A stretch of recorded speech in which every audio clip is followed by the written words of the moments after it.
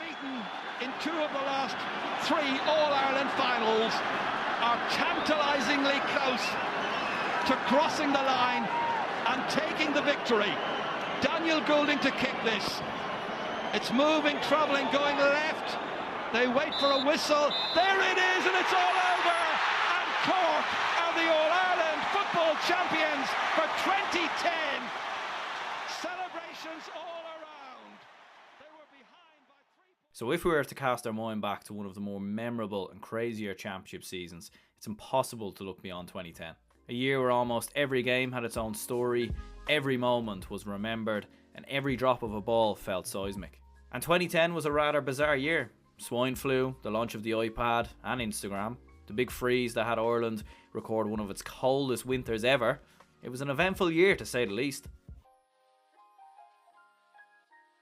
In GAA terms, there were also many poignant moments. In the All-Ireland Hurling Championship, Tipperary toppled Kilkenny in incredible fashion, stopping the Cats' elusive drive for 5, a game and story that probably deserves its own video on another day. In the 2010 Ladies Football Championship, Dublin were victorious, beating Tyrone in the final. I know you're probably thinking that Dublin nowadays are one of the favourites year on year to win the All-Ireland, but back then, it was actually Dublin's first ever All-Ireland in the Ladies Football Championship, and it would remain that way until 2017, so it is fair to say that this was quite a huge moment for the Dublin ladies footballers back in 2010. In the All-Ireland Camogie Championship, Wexford took home the crown after beating Cork in the final, just their second since 1969. However, it was the men's All-Ireland Football Championship in 2010 that really stole most of the headlines. You had Cork winning a first All-Ireland in 20 years after beating down in the final, who themselves hadn't played in a final since 1994. You had the madness of the 2010 Leinster final, with Louth playing in their first Leinster final since 1960, only lose to bitter rivals Meath in probably one of the most controversial GAA moments ever. Still don't understand how Bro did not see this. I mean, he's literally staring right at it. I mean, the only logical explanation here is that he's literally staring at the post, he's not present, or he's in outer space. I actually don't know what happened here, to be honest. And speaking of Meath, well, they only went and beat Dublin in the Leinster semi-finals, scoring 5 goals, and it actually remains Dublin's only Leinster defeat in the span of 19 years, and probably even longer the way things are going right now. Kerry, the reigning All-Ireland champions at the time, were stunned by Down in the All-Ireland quarterfinals, a result nobody predicted. And even in the Connacht Championship, crazy things were happening over there as well, as for the first time since 1947, and the only time since, a Connacht final didn't have Mayo or Galway, as Sligo and Roscommon battled it out in the Connacht final. You even had a bizarre scenario where all the provincial champions were beaten in the All-Ireland quarterfinals, and the provincial runners-up were all beaten in the final round of the qualifiers. Bit of a mad season. So with that in mind, let's go back down memory lane and back to 2010 specifically to understand how all this came about and what were the deciding factors that led to that year's championship being incredibly chaotic. Looking back firstly at how certain teams went into the 2010 championship, Kerry were undoubtedly the All-Ireland favourites given they had won it the year before and had won 5 All-Irelands in the previous decade.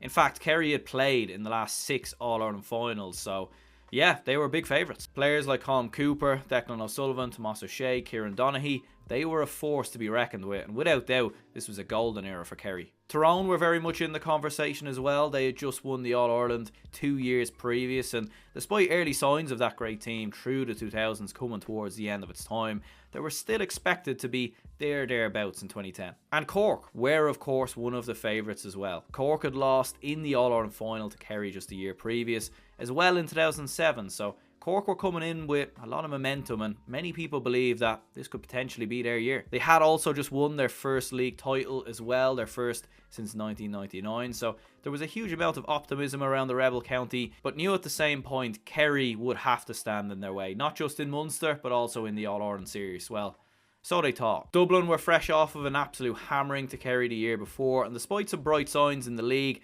Pat Gilroy had ripped up the book from 2010 with some old faces going out and some new faces coming in. Incredible to think Dublin were entering the championship having not won it in the previous 14 years and not even reaching a final in the process.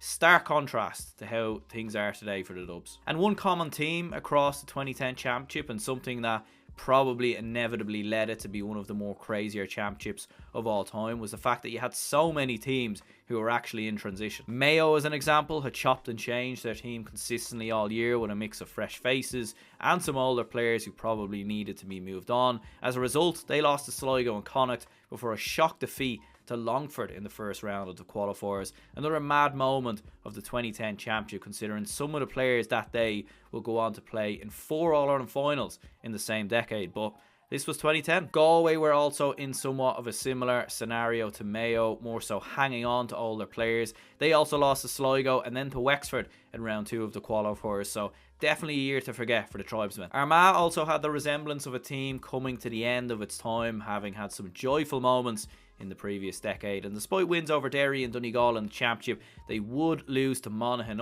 in Ulster before a third round qualifier defeat to Dublin. Of course, you had other teams knocking about who in the previous years hadn't been a million miles off. The likes of Sligo, Meath, Kildare, Down, Wexford, Roscommon all felt they could make a push at winning a provincial title or even an All-Ireland. And then you had the likes of Louth, Limerick and Monaghan, who would very much all go on to create their own unique stories in 2010.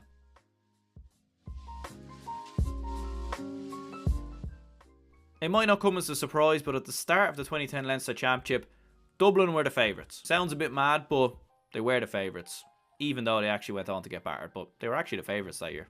Kildare and Meath were the 2 other favourites, but really there was a whole host of counties who felt like they could win it. In the preliminary round, Meath bet Offaly, Louth bet Longford and Wicklow bet Carlow. Nothing really too outplaced there, you would say. The quarterfinals would be where things would get a little bit mad though. Dublin beat Wexford by 7 points, albeit they actually trailed by 7 points going into the final couple of minutes against Wexford, and they actually needed extra time to beat Wexford in that game in Croke Park as well. So Louth also stunned Kildare, beating them in the Leinster Championship for the first time since 1995. Meath bet Laois comfortably, whilst Westmeath narrowly beat Wicklow. In the semi-finals, there was a narrative leading into the Dublin versus Meath game that Dublin were there for the taking. And by God they were. The Royals put 5 goals past the Leinster champions, winning by 11 points.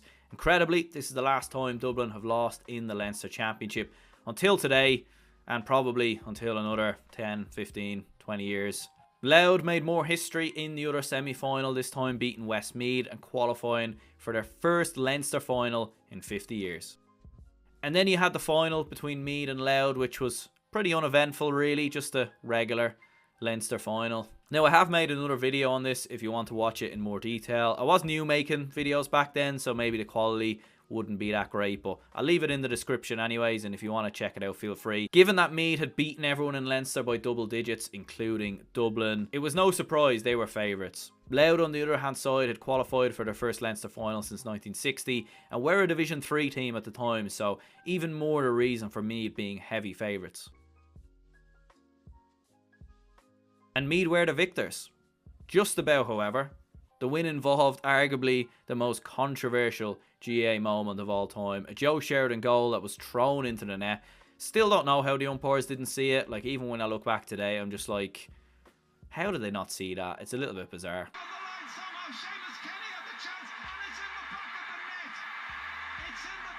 There was a whole debacle that came after this game, plans to replay the game, and all sorts of craziness were happening. And in the end, Meath very much decided they did not want the replay to happen. In fairness, like, it wasn't actually, I mean, it was their fault. It was Joe Sheridan's fault, to be fair, but it was mainly the referee's fault when you actually look at it.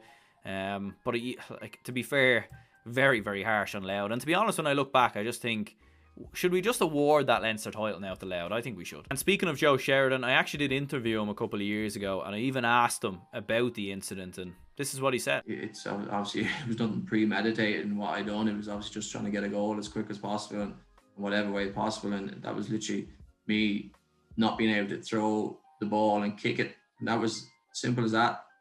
If I the ball as I went to do it, we wouldn't even be talking about it, you know. So it's and it was probably an inch or so away from a foot. It was 100 mile an hour, lads jumping, kicking your head, trying to score a goal, and that's the way it ended up. And it was unfortunate, but a lot of stuff happens on a football pitch and has happened in games that would have created another scenario, another outcome in the game. And it's it's just football, and it's sport in general. There's a lot of things that happen, and you just have to try and sort of move on from it and try and do better next time. Yeah, look, I don't think there should have been a replay. I never do, no matter what happens.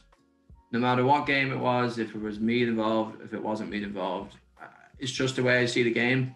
And I would always see the game. Even if it happened to us, I would see it that way as well. And I know it's easy for me to say that because you're on the opposite side of the fence, but it's happened to me in other games, in club games and stuff like that. So I can see both sides of it, but I don't think the GA wanted it either. Ultimately, the long side of the story is that Meath won a Leinster title and ended the reign of Dublin and Leinster, whilst Louth had to enter the dreaded back door. Now, whilst the Ulster Football Championship today is probably the most entertaining and competitive it's ever been, the 2010 Championship actually still had some surprises as well. In the preliminary round, Armagh bet Derry by 3 points before one of the more resounding results of the year when Armagh lost to Monaghan by 11 points. Now, hindsight, as they say, is a wonderful thing, and looking back, it was probably the end of the great Armagh team through the 2000s, and it was the emergence of a young Monaghan team who would go on to win 2 Ulster titles in the next 5 years. So, looking back, it probably wasn't that big of a surprise. In the other quarterfinals, Tyrone beat Antrim, Down beat Donegal after extra time, and Fermanagh beat Cavan by 3 points. There would be no big surprises in the semi-finals as Monaghan kept up their great form with a 7-point win versus Fermanagh, whilst Tyrone beat Down by 4 points. Of course, Down would still play a massive part in the championship, and we'll get on to that later. And ultimately, Tyrone would win the Ulster Championship pretty comfortably with a 10-point win versus Monaghan. Certainly not the drama that was in some other provincial finals that was in this provincial final. This was fairly straightforward from a Tyrone perspective, and given they had won the Ulster title the season previous and the All-Ireland as recently as 2008, Tyrone were motoring very, very well and were certainly seen as one of the All-Ireland favourites going into the quarterfinals.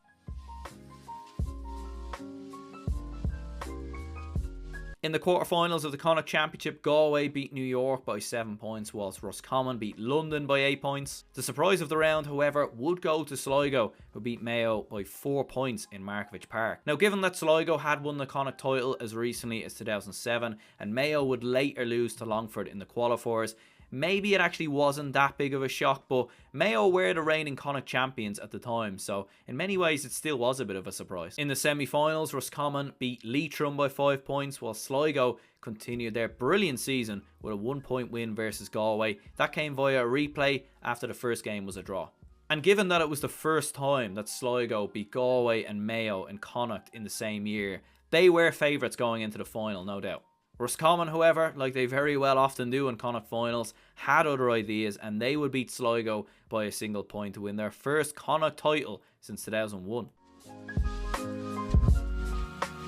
Given that Kerry so often dominate this championship, it's probably no surprise that they were the winners in 2010. However, that probably doesn't tell the whole story, as the eventual All-Ireland winners would come from Munster, and it wasn't Kerry. In the quarterfinals, Waterford beat Clare, whilst Kerry beat Tipperary. In the semis, it was a repeat of the All-Ireland final just a year previous, as Kerry went face-to-face with Cork. Once again, the Kingdom prevailed by a single point, this time after a replay, and Limerick beat Waterford in the other semi-final by 8 points. And given it was the reigning All-Ireland champions in Kerry versus Limerick, who had not themselves won a Munster title since 1896, you would have expected Limerick to just roll over and get hammered by Kerry. That wasn't the case, however, though, and Kerry did win, but it certainly wasn't a plain sailing win, and Limerick actually had many chances going down the home stretch to win it, but ultimately Kerry prevailed and won the Munster title by 3 points.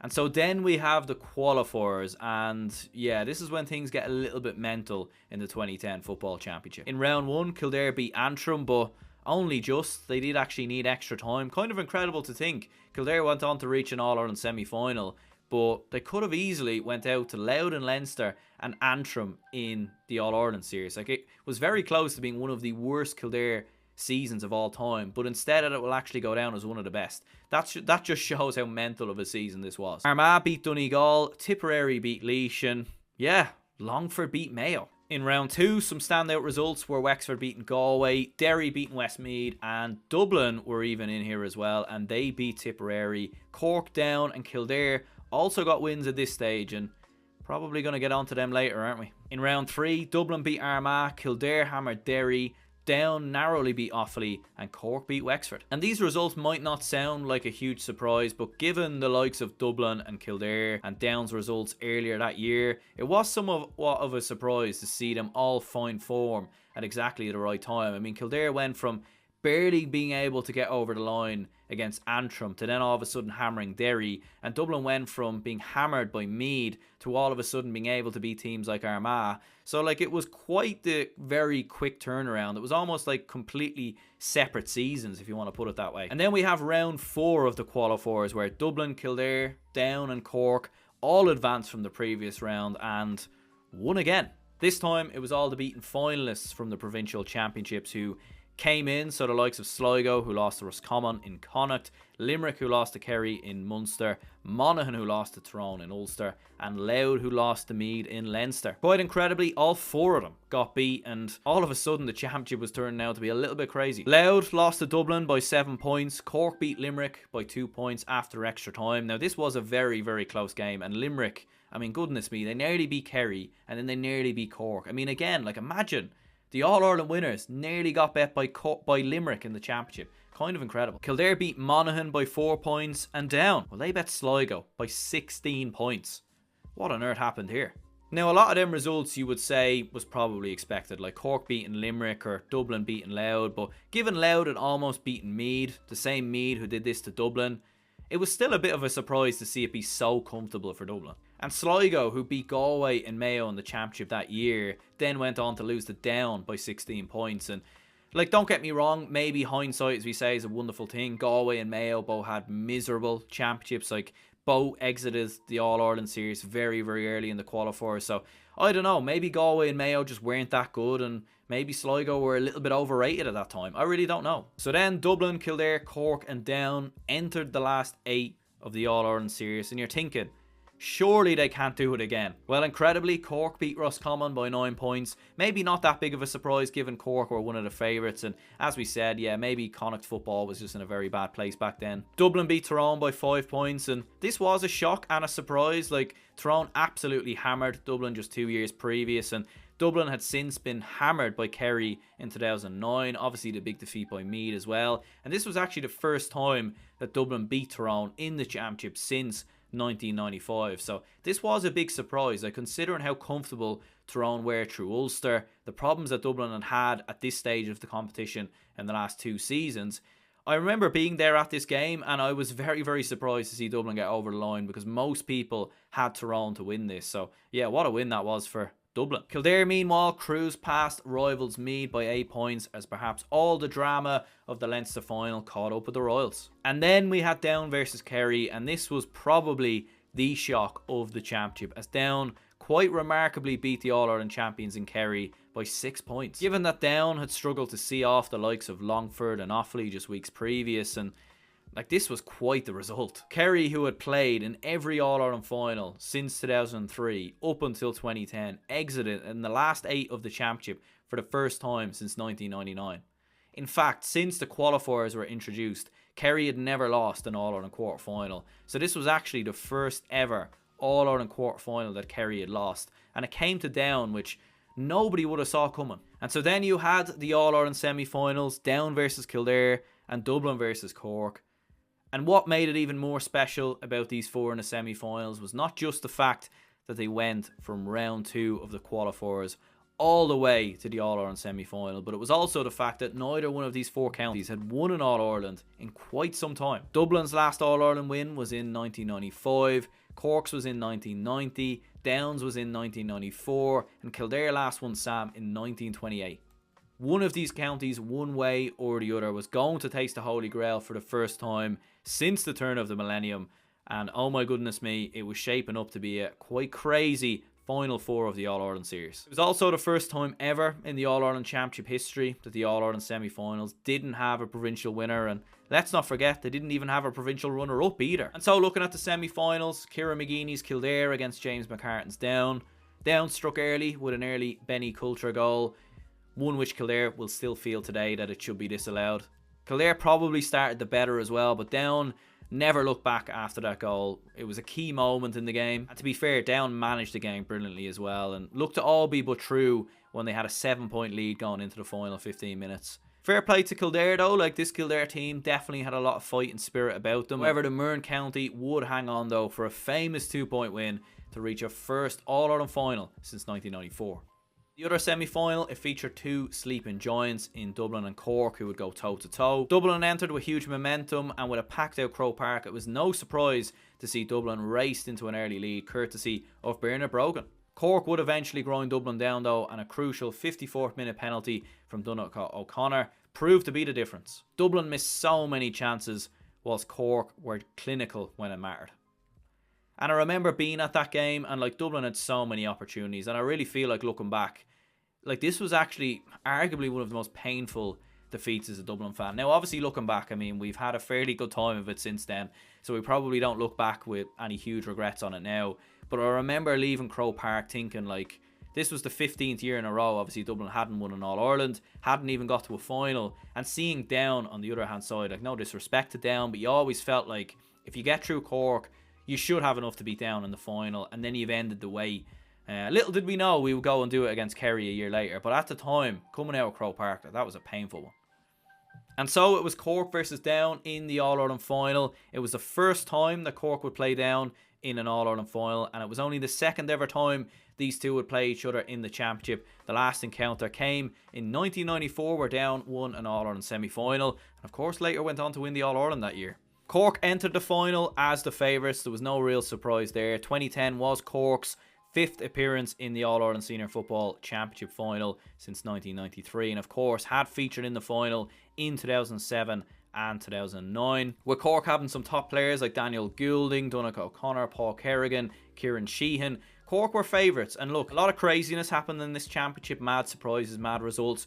Cork being here in the All-Ireland final was probably expected, in all honesty. They'd been in the final the year previous, they'd been in the final in 2007, they obviously won the league, so a lot of craziness and madness happened, but Cork were probably the one constant where they'd done very much what they were actually expected to do. It was only that they'd lost to Kerry in Munster that they were sort of lumped into the category of Kildare, Dublin and Down, who obviously had mad seasons going out early in provincial championships. But Down, you have to give them credit as well, because they did have a very, very good team at that moment in time. Martin Clark, John Clark, Paul McCumsky in their full forward line. You had Benny Coulter, the captain. Mark Poland was a very good player as well.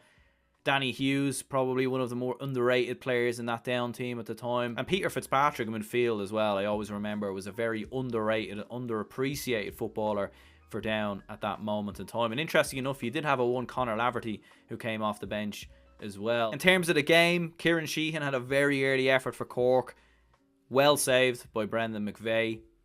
And Down were actually leading by 7 points to 2 points after 27 minutes. And you felt like Cork, maybe with the pressure of it all, maybe being the favourites, were struggling really to get going. And Down were carrying on the momentum from beating Kildare and beating Kerry. And early on, it was looking like maybe it was Down's to lose.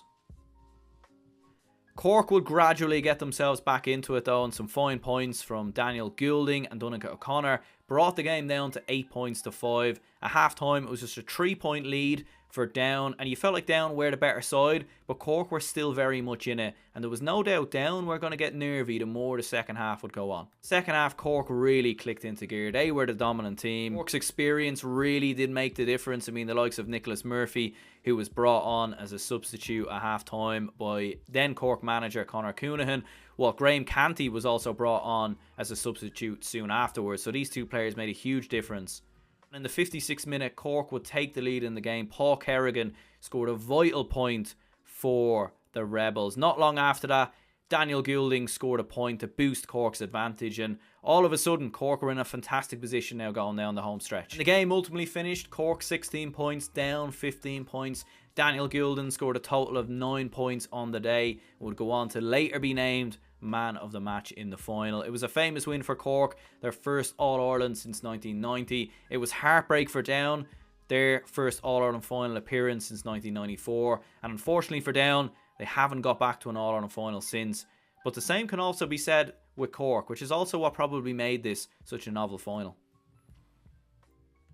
And so that was the 2010 All-Ireland Football Championship, and as I was saying, I think what makes this championship so special and so unique was the fact that you had new teams who kind of came out of nowhere. The likes of Down, the likes of Kildare. Don't get me wrong, these teams have been knocking on the block, but for them to do what they done was nothing short of remarkable. And to think Cork haven't been back to an All-Ireland final since 2010. They've only been back in the semi-final once since 2010, and that was obviously in 2011, and I think in 2012 as well. Down haven't been to an All-Ireland semi-final since. Kildare haven't been to an All-Ireland semi-final since.